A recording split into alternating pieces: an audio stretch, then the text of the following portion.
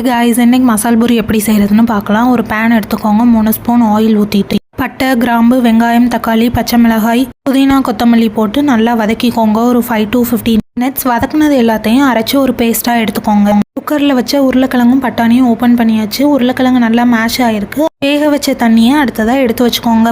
ஒரு கடாய் எடுத்துக்கோங்க. 2 table spoon எண்ணெய் ஊற்றிட்டு அரைச்சி வச்ச பேஸ்ட்டை அதில் கலந்துக்கோங்க.